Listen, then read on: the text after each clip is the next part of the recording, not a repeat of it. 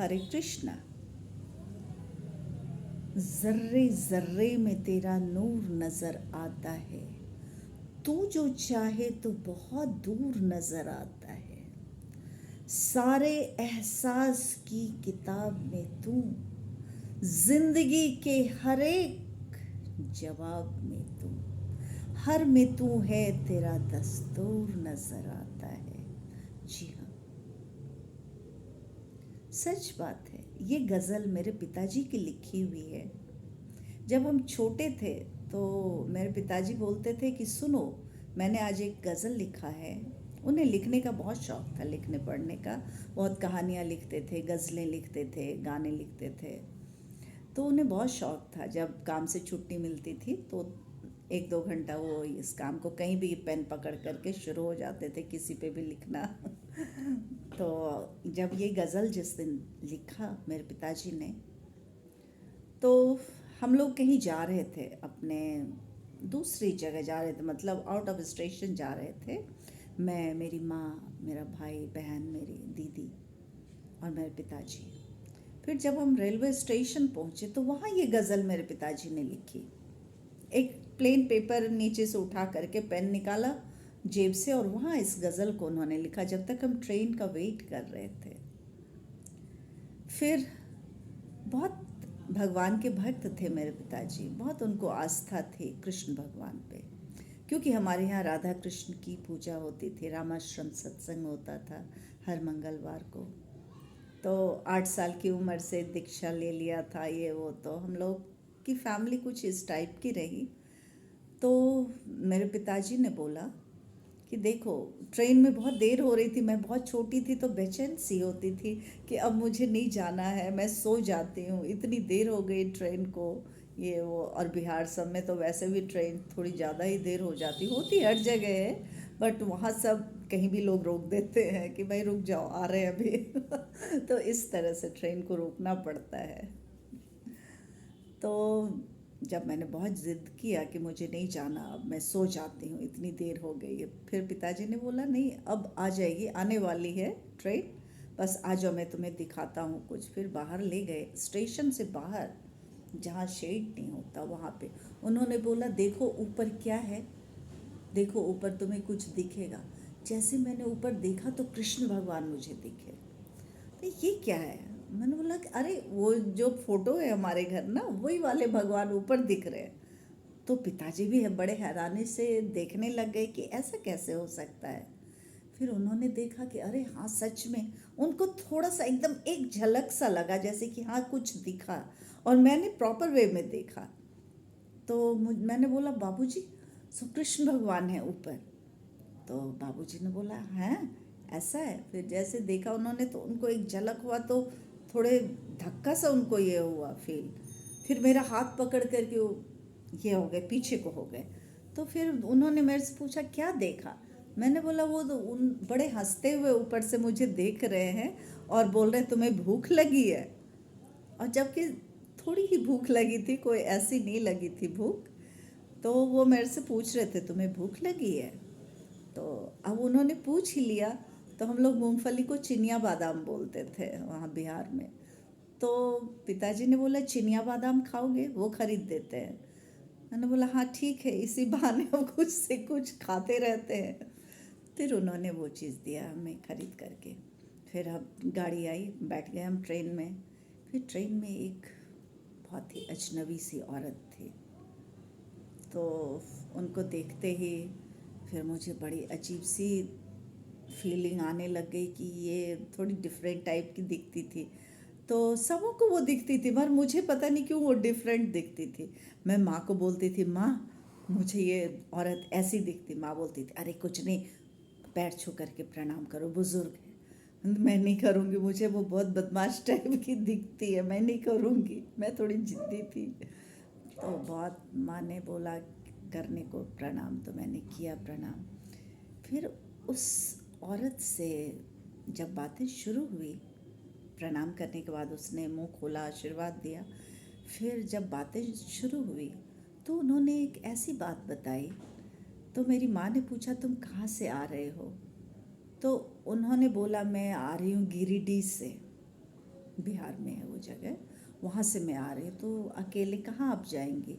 बोला नहीं, मैं कहीं नहीं, बस मैं कुछ ढूंढ रही हूँ, किसी को ढूंढने जा रही हूँ। तो माँ ने बोला तुम किसको ढूंढने जा रहे हो, कहाँ जा रहे हो? तो बोला नहीं, मैं फिर उसने सारी, माँ के बहुत पूछने पे उसने सारी स्टोरी बताई कि मेरा कोई भी नहीं है, तो मैंने एक बच्ची को पाला पोसा, वो मुझे ऐसे रोड पे फेंकी हुई मिली वो बच्ची। तो उसे कोई फेंकी हुई नहीं, इवन जब मैं कहीं जा रही थी तो एक गड्ढा खोद करके कोई उस बच्ची को उस गड्ढे में डाल रहा था, तब तक मैंने हो हल्ला किया तो वो लोग छोड़ करके सब कुछ भाग गए, और फिर उस मिट्टी से मैंने बच्ची को निकाल लिया और मैंने उसको पाला पोसा उस बच्ची को। फिर उसकी शादी हो करके पता नहीं कहाँ चली गई। मुझे ना मैं पढ़ी लिखी हूँ, ना मैं कोई जगह जानती हूँ, मुझे कुछ पता नहीं वो कहाँ चली गई। लेकिन मैं 2 साल से हर ट्रेन में सफ़र करती हूँ कि कहीं ना कहीं वो दिखेगी मुझे। तो माँ ने पूछा तुम जाओगे कहाँ, कहाँ तक की टिकट है? बोली मेरे पास जो पैसा होता है मैं वहाँ तक की टिकट ले लेती हूँ, जितने पैसे रहते हैं। फिर मैं मजदूरी करती हूँ या किसी चाय की दुकान में कहीं काम करती हूँ, बर्तन धो देती किसी होटल में, फिर वो जो पैसा देते हैं फिर मैं किसी ट्रेन में बैठ जाती हूँ। फिर जहाँ तक की टिकट बन पाती उतने पैसे में मैं बनवा लेती हूँ। तो माँ ने बोला ऐसे में तुम्हें कैसे वो बच्ची मिलेगी? तो वो बोलती नहीं, मुझे मिल जाएगी, क्योंकि मैं हर जगह घूमूंगी ऐसे, तो कभी ना कभी तो वो ट्रेन से कहीं जाएगी। तो हम लोगों को बड़ी हंसी आई। मैं तो रोने लगी उसकी बात सुन करके कि अरे बाप, बेचारी की बच्ची गुम हो गई, क्योंकि अक्ल तो था नहीं। और माँ बोलती अरे कुछ नहीं, शांत रहो तुम, ये वो। तो मेरे भाई को बोलती रोज़ी को थोड़ा साइड कर लो, मैं थोड़ी इमोशनल थी बचपन से ही। तो फिर उस औरत ने बताई जब ये बात की पाला पोसा, उसके बाद उस बच्ची की ब्याह हो गई, शादी हो गई, गांव वालों ने शादी करवा दी उसकी। मगर ऐसा, वो लड़की कृष्ण की बहुत भक्त थी, और हम कहाँ से उसकी शादी कराते, गांव वालों ने ही करवा दी शादी। तो मैं तो पागल सी ही थी, वही छोटी, जब से आँख खोला संभाला अपने आप को, लकड़ियाँ काट के लाती थी, पत्ते चुन के लाती थी, पत्ते को चूल्हे में डाल करके उस पर खाना बनाती थी, वो लकड़ियाँ काटती थी कुल्हाड़ी से, सब कुछ करती थी मेरा वो। और पता नहीं कहाँ चली गई, मेरा बहुत उसने किया, इसलिए मैं ढूंढ रही हूँ। तो एक दिन क्या हुआ, तो माँ ने बोला तुमने जाने क्यों दिया? तो बोली नहीं, मेरे से गलती हो गई, क्योंकि वो कृष्ण भगवान की फ़ोटो देख करके हंसने लगती थी, कपड़े खोलने लगती थी, नाचने लगती थी। तो हमें लगता था ये पागल है, लोग देखते थे, लोगों की भी उसको परवाह नहीं रहती थी कि इस तरह से वो करने लगती थी। फिर सब हंसते थे कि इसने जिस लड़की को रखा वो पागल है, उसको दिमाग नहीं है, कपड़े खोल देती है, रोती है, गाती है, हंसती है, पागलों की तरह करती है। तो फिर मैं भी उससे परेशान हो गई। फिर जब मैंने उसको बोला अब तुम घर में रहो, मैं काम करती हूँ।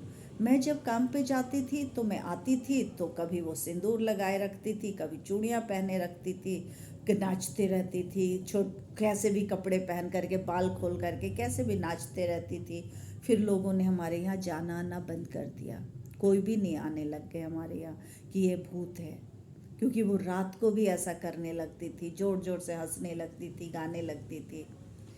तो एक दिन मैंने उसको बोला कि तुम जो इस तरह से करते हो, किसके लिए करते हो, कौन आता है कि तुम रूम बंद करके ऐसे करते हो? तो उस लड़की ने बताया कि ये जो फोटो में है ना, वो मेरे साथ आते हैं खेलने के लिए। हम दोनों भाई बहन हैं, हम दोनों भाई बहन बहुत खेलते हैं, हंसते हैं, नाचते हैं, गाते हैं, तो तुम्हें क्यों प्रॉब्लम होती है? तो उसने बोला ऐसा फोटो से कोई कैसे आ जाएगा जो तुम्हें कपड़े भी दे जा रहा है, तुम्हारे लिए बिंदी भी ला रहा है, तुम्हारे लिए मेहंदी ला रहा है। उसने दिखाया कि देखो मेरे लिए कितनी चीज़ें ये लाता है। तो अब बेचारी वो बुढ़िया तो थोड़ा विश्वास करने भी वाली थी, मगर आस पड़ोस के लोगों ने उसको ऐसा बदनाम कर दिया कि लोग उसके तरफ देखते भी नहीं थे। फिर इस तरह से फिर लोगों ने बोला कि इसकी दूसरे गांव में जा कर के, जंगल में जा कर के किसी से भी इसकी शादी करा देते, जहाँ से कि इसका मुंह हमें ना दिखे, ये इतनी गंदी औरत है, इतनी गंदी लड़की है। तो इस तरह से वो लोग बांध करके उसको, आंखों पे कपड़ा बांध करके, दोनों हाथ पीछे बांध करके उसको बैलगाड़ी में बैठा करके और दूसरे गांव में जा करके उसको छोड़ आए कि यहाँ पे अब इसको कुछ दिन रख के किसी से भी शादी करा देंगे, जो भी मिलेगा। तो ऐसा ही कुछ हुआ। जब कुछ दिनों बाद एक बहुत भीख मांगने वाला लड़का आया, लोगों ने बोला हाँ हाँ ठीक है, इस भिखारी से करा देते ताकि ये कल को कुछ बोलेगा भी नहीं, मुंह नहीं खोल सकता, क्योंकि भीख मंगा है, इसकी औकात ही क्या है बोलने की। तो उससे उसकी शादी करा दी। तो उसने पहचान लिया, उस लड़की ने, कि ये तो वही है।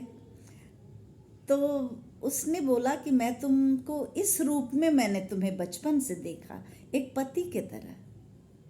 लड़की ने बोला लड़के से। तो लड़के ने बोला ठीक है, मगर मैंने तो तुम्हें एक बहन के तरह देखा, बहन के नज़र से देखा। तो मैं तुम्हें चूड़ियाँ पहनाना चाहता हूँ, क्योंकि मैं जहाँ का हूँ वहाँ का ये रिवाज है कि भाई अपनी बहन के कलाई में शगुन की चूड़ियाँ पहनाता है तो उसकी शादी जल्दी हो जाती अच्छे घर में। तो लड़की ने बोला मैंने तो फोटो में इस तरह से देखा। तो बोला मेरे रूप तो अलग अलग है, जिससे तुमने देखा होगा पति के तरह वो आ जाएंगे, और जब तुमने जिस समय अपनी नज़र से भाई के तरह देखा होगा वो मैं हूँ। तो वो मैं शगुन की चूड़ियाँ लेकर के आया तुम्हारे लिए। और उन्होंने अपने हाथों से, भिख मंगे के वेश में आए थे, अपने हाथों से उस लड़की, कृष्णा नाम था लड़की का, उसकी कलाई में चूड़ियाँ पहना दी। फिर सबने बोला अरे ये भिखमंगा भी अब शादी नहीं करेगा, ये तो चूड़ियाँ पहना करके गायब हो गया, अब क्या करें क्या करें। तब तक पता चला कोई ऐसे ही दूसरा आ गया, भूला भटका पागल सा। सबने बोला ये पागल है और ये भी पागल है, दोनों की शादी करा देते पागलों की। फिर उन दोनों की शादी करा दी। शादी करा करके फिर एक रूम में बंद कर दिया इन दोनों को कि यहाँ दोनों मर जाएंगे, अब हम लोग जाते हैं वापस गाँव। फिर वो लोग रूम में बंद करके चले गए, मगर वो तो श्री कृष्ण थे जो कृष्णा से शादी करने के लिए आए। तो फिर वहाँ उन लोगों ने बहुत अच्छी तरह से अपनी ज़िंदगी व्यतीत की। जब कृष्ण ही थे तो उनकी लीला तो अपरंपार है। फिर कृष्णा की यौवन तो देखने लायक हो गई। फिर कुछ समय बाद जब वही गांव वाले आए वहाँ, तो पहचाना ही नहीं कि ये वो है। तो फिर बोला तुम्हारा पति कहाँ है? बोला वो तो हर जगह है, उनकी तो कितनी पत्नियां हैं, वो तो, उनकी पूजा तो तुम सभी भी करते हो। तो सबने बोला उस पागल की, कैसी, अभी तक इसका दिमाग ठीक नहीं हुआ, ये पागल ही है, चलो चलो इससे क्या बात करना पगली से। फिर सभी चले जाते थे। इस तरह से करते करते बहुत समय बाद लोगों को विश्वास होना शुरू हुआ कि नहीं, ये तो कृष्णा थे और ये श्री कृष्ण हैं, जिसे कि हम पागल और पगली समझते हैं। फिर लोगों ने जल फूल चढ़ाना शुरू किया, प्रणाम शुरू किया करना, और फिर धीरे धीरे वहाँ मंदिर बना दिया उन दोनों के लिए। फिर जब लोगों ने पहचान लिया तो वो दोनों ही लुप्त हो गए। इस तरह की होती है लीलाएं प्रभु की, जो हमारी आंखें उतनी तेजस्वी नहीं है कि उनके तेज को बर्दाश्त कर सके, इसलिए वो असली जो उनका रूप है वो नहीं दिखाते। किसी, कभी भिखारी के रूप में, कभी चूड़ी वाले के रूप में, कभी किसी रूप में, कभी किसी रूप में दिखते हैं, क्योंकि अगर वो उनके रूप को किसी ने देख लिया तो वो अंधा हो जाएगा, सहन ही नहीं कर पाएगा, इतनी तेज होती है। तो विश्वास ये चीज़ है, इसलिए प्रभु पे हमेशा विश्वास करें कि हर कण कण में वो हैं,